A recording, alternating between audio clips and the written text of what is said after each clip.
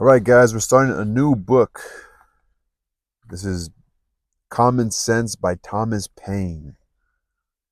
Man lived an interesting life. So when he wrote it, this is how it looked. Common Sense, Thomas Paine.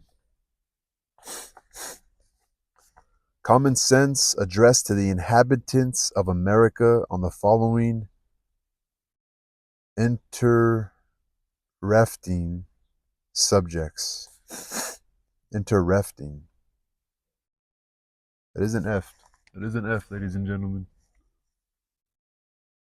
On the following interesting subjects: number one, of the origin and define of government in general. I think it's an S. So we'll just use an S. On the following interesting subjects: number one, of the origin and design of government in general, with concise remarks on the English Constitution. Number two, of monarchy and hereditary succession.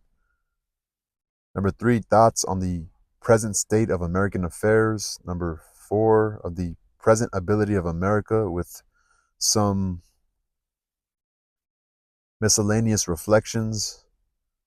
A new edition with several additions in the body of the work, to which is added an appendix, together with the address to the people called Quakers. Man knows no master save creating heaven, or those whom choice and common good ordain.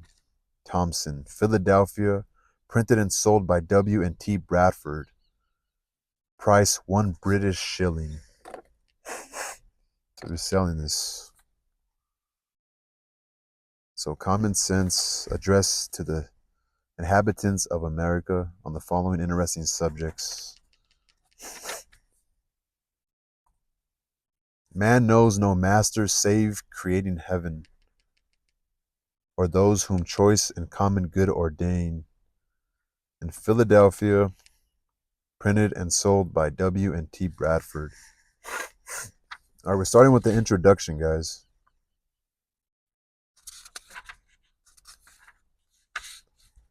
Perhaps the sentiments contained in the following pages are not yet sufficiently fashionable to procure them general favor. A long habit of not thinking a thing wrong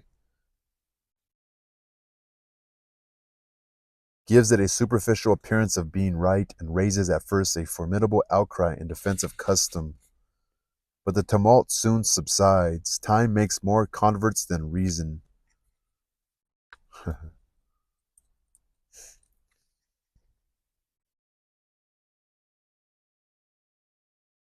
A long habit of not thinking a thing wrong gives it a superficial appearance of being right. As a long and violent abuse of power is generally the means of calling the right of it in question, and in matters too which might never have been thought of had not the sufferers been aggravated into the inquiry, and as the King of England had undertaken in his own right, I guess the king, right? And as the King of England had undertaken in his own right to support the Parliament in what he calls theirs, and as the good people of this country are grievously oppressed by the combination, they have an undoubted privilege to inquire into the pretensions of both, and equally to reject the usurpation of either. In the following sheets, the author had studiously avoided everything which is personal among ourselves. Compliments as well as censure to individuals make no part thereof. The wise and the worthy need not the triumph of a pamphlet, and those whose sentiments are injudicious or unfriendly will seize of themselves, unless too much pains are bestowed upon their conversion. The cause of America is in a great measure the cause of all mankind. The cause of America is in a great measure the cause of all mankind. Many circumstances hath and will arise which are not local but universal, and through which the principles of all lovers of mankind are affected, and in the event of which their affections are interested. The laying of a country desolate with fire and sword, declaring war against the natural rights of all mankind, and extirpating the defenders thereof from the face of the earth, is the concern of every man to whom nature hath given the power of filling, of which class, regardless of party censure, is the author.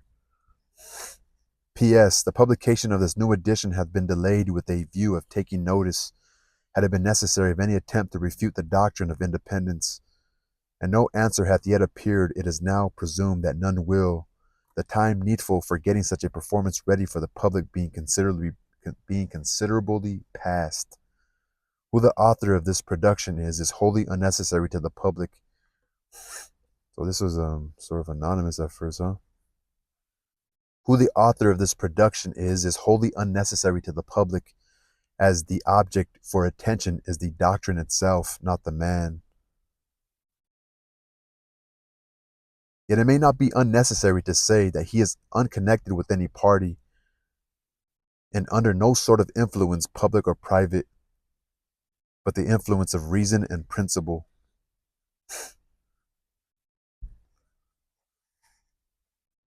Philadelphia, February 14, 1776.